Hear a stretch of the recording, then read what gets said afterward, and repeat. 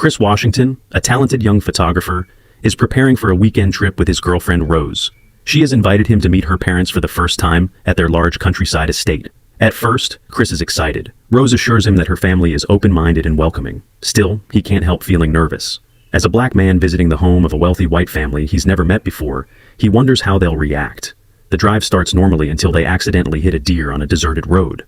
While dealing with the accident, a police officer arrives and immediately asks Chris for identification, even though he wasn't driving. The moment feels strange, but Rose defends him, and they continue their journey. When they finally arrive, Rose's parents seem almost too friendly. Her father constantly makes awkward comments while trying to prove how accepting he is. Her mother, a psychiatrist, carefully studies Chris throughout every conversation. Although everyone appears welcoming on the surface, something feels unsettling beneath their polite smiles. Soon, Chris notices the household staff. The groundskeeper moves strangely. The housekeeper smiles constantly. Both seem robotic, as if they're following a script. Whenever Chris tries talking to them, their responses feel unnatural and rehearsed. It's almost as though they're pretending to be normal people. The longer Chris stays, the more uncomfortable he becomes.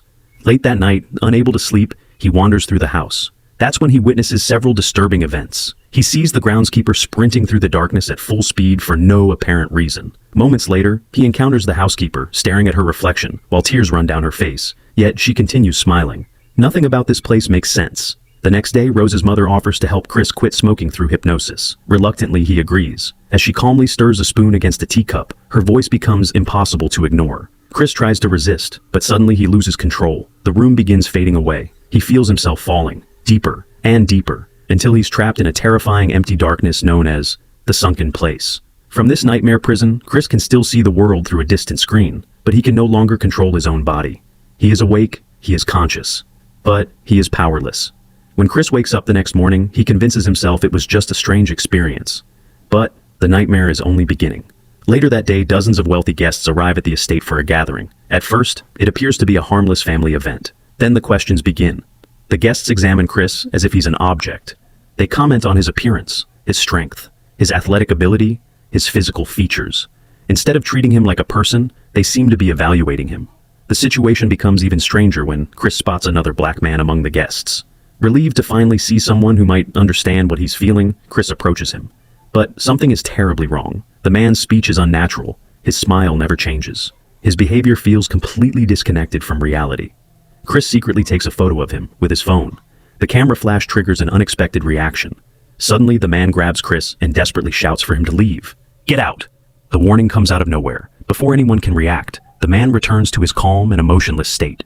Chris is shaken. For the first time, he realizes that whatever is happening here is far more dangerous than he imagined. Meanwhile, Chris's best friend Rod, who works for airport security, becomes suspicious after hearing about the strange events. While Chris tries to make sense of everything at the estate, Rod begins investigating from afar.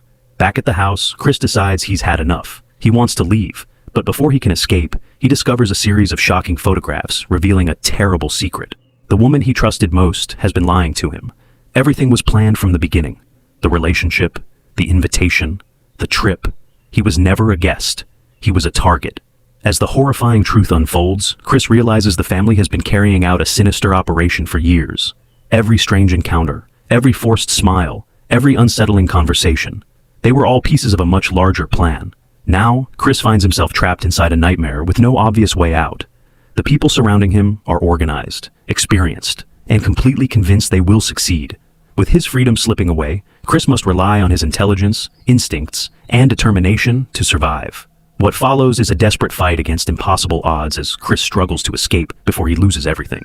Because in this house, the greatest danger isn't what you can see. It's what has been hiding behind those friendly smiles all along.